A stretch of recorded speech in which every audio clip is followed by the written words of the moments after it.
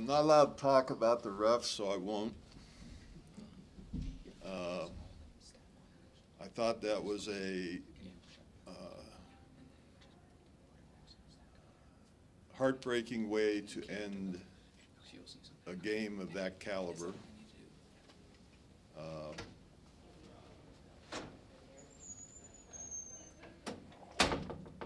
There were several things that happened down the end that, had they just gone a little bit different, we'd have won. I mean, if Kayla Washington lets that ball go out of bounds or doesn't get pushed out of bounds after she grabs it,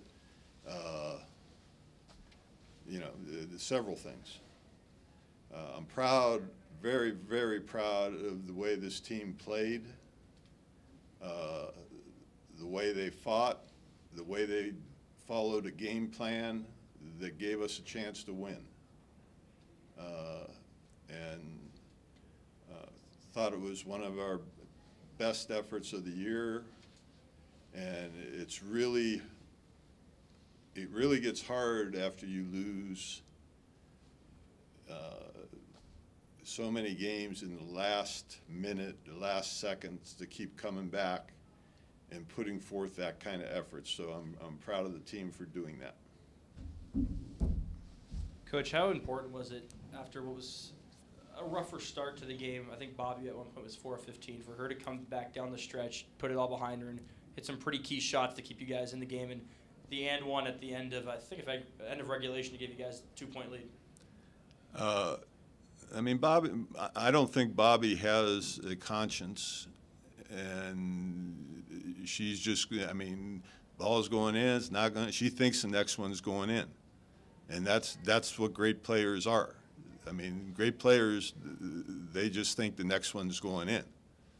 And it doesn't bother them when they miss a few. Because, yeah, she was she was off in the first half, or we'd have had a huge lead.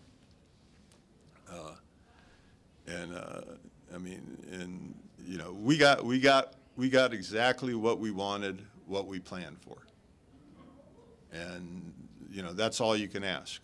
And you know, Bobby's a great player, a great scorer, and great players and great scorers don't let misses bother them. At the end of regulation, you guys committed 2 fouls. Was that a strategy to try and get them to the line, or did that just happen? Well, it was strategy to get the clock down, and we wanted less time for them on the clock to score.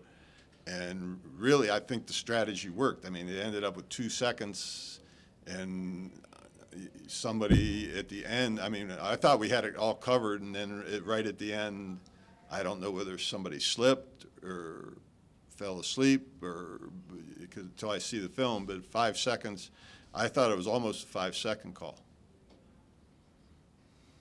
You talk about Yo having to play considerably more than she's had this year, and how she responded and hit a couple of big threes too as well. Yo can shoot the ball, okay?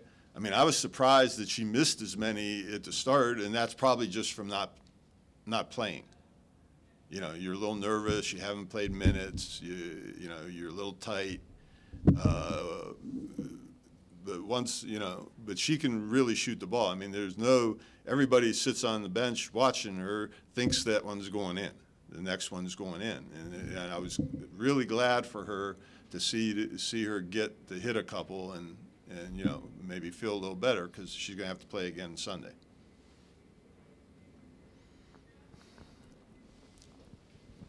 You know, if someone was to tell you guys that you were to help hold Oregon State to 13 points in that first half, I don't think you believed it. I mean, how are you guys just able to do that in those first 2 quarters?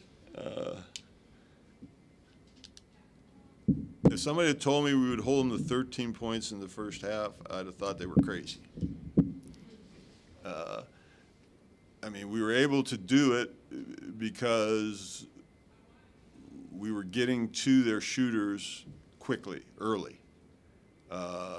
And they weren't exactly sure how to attack us. And then the other thing was, whenever that ball went inside, we were swarming that young lady.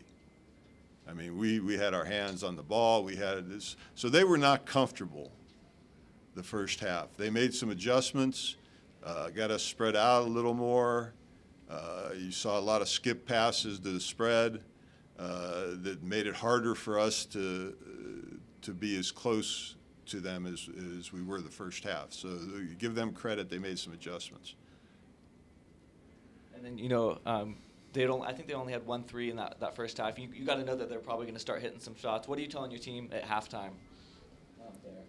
The same thing we told them going in. They said, I mean, we got to stay in a stance. You got to read the passes. You got to react,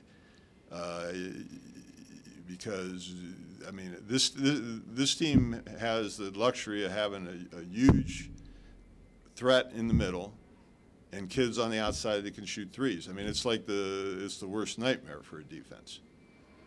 And you know, I thought we had them a little out of sync the first half, and you know, like you said, they went 1 for 11, but I think they're the top shooting 3-point team in the country, in the league. So I thought, you know they're going to start making some eventually. A couple more questions. One more, Coach, from me. Coach, if there's any update just on how June is doing, or if there's any timetable on she's come back at this point? There is no timetable. She's getting better. What was wrong with her was fixed. It was just a very trying month and a half, and she needs to recover. I mean, most important thing is your health, and so when she feels like she's ready, she'll come back. And until then, I certainly don't want her to hurry.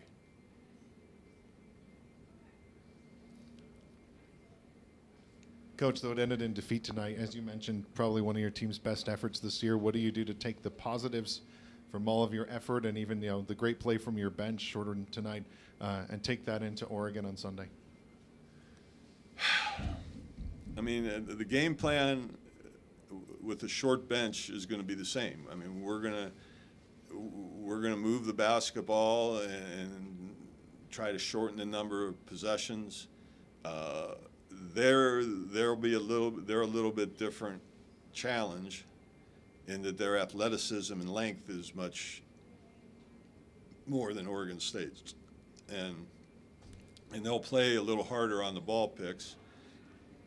So we won't be able to probably get those shots. I mean, we came off ball picks all night and got shots, and so that's going to be. We're going to have to find a different way to score, maybe, and defensively. I mean, Oregon State's a top 10 team in the country. I mean, Oregon is a top 10 team in the country, and Oregon State's a top 20. So it's going to be another challenge. We'll try to do the same thing we did tonight as far as our offensive game plan. You won't see us taking quick shots. We'll look for good shots. I thought we got good shots all night tonight.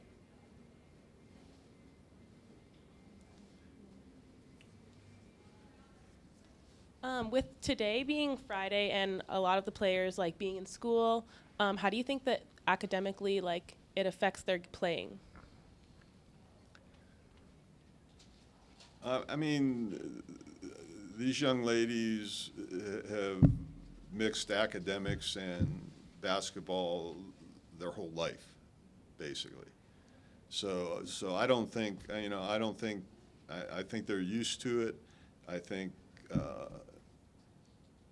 that they can handle it. They've proven they can handle it. We have very intelligent young ladies. They do a good job in the classroom, and I don't know that it affects them adversely at all.